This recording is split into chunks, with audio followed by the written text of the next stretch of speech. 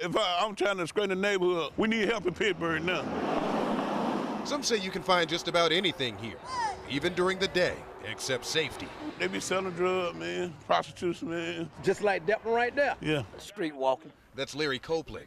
He and Casey Dantzler grew up here. I want to take the neighborhood back. Casey calls himself the mayor of this Pittsburgh neighborhood. I know these people who care about the neighborhood. He says the biggest problem is this corner store, JVC Grocery. It's where this happened. These attackers entered a guilty plea. All three punched, kicked, even threw a tire at a gay man.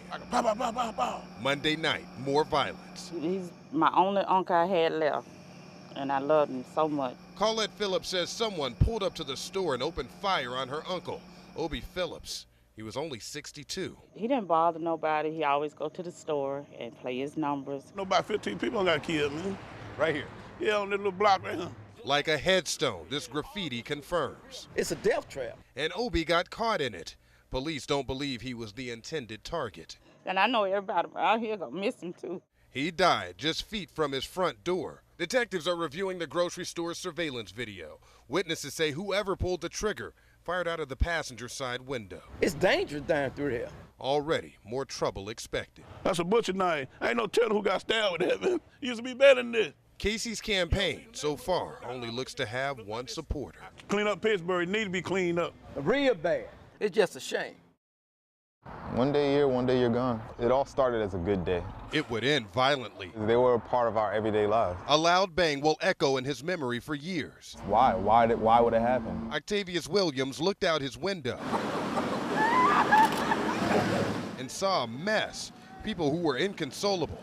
5 people shot, 2 survived. 2 teens killed, 13-year-old Kayla Serrano and her brother, 19-year-old Andre McLean. We were out here talking about, how he's about to be a dad. And he was set to join the Marines. yeah, he was excited. And this makes it even tougher to stomach. He was going to have a girl.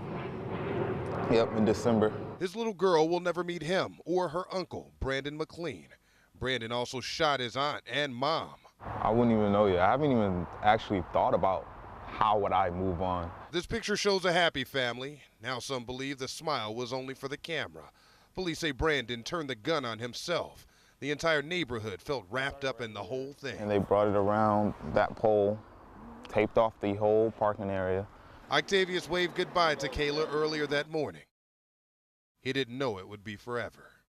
You've seen the ninja movies, like that, then there's no force generator. Some people are fighting to get in. Closed fist, you bust nothing.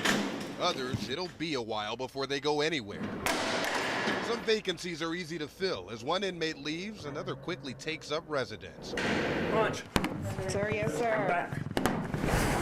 Students have studied movement, highlighted habits, and requirements. Amount of force that you use. A packed class of aspiring detention officers. You always want to keep that balance. Keep your balance. A record number of enrollees, 38 of them. But staying on board is a daily test. We have the lifers, but we also have the people who come in one day and find out, pretty quickly that it's not for them. Sheriff Jeffrey Mann will give them everything they need to do the job, but only 18 will survive this course. I've always said being a detention officer is probably the toughest job in the sheriff's office. The ratio is about 2,500 inmates to 400 detention officers. How much good is this if I go? Mann suspects an 8% pay increase attracted more folks, but admits $30,000 a year is not enough. We run about $3.5 million in overtime. New hires will free up some of that, and some will look outside for more financial freedom.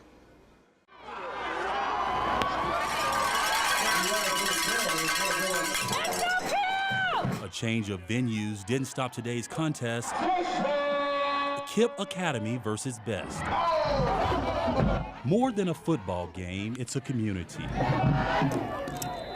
You see Sharon Turner, a proud mom, at least once a week here, cheering on her son who's in the band. Whenever my son's football team has games. But it's a pastime that, as of late, sadly has become dangerous. Well, they Lakewood, I'm very surprised. The game she's at today should have been played at Lakewood Stadium, but last night, during a Maize against Carver game, gunfire erupted in the parking lot.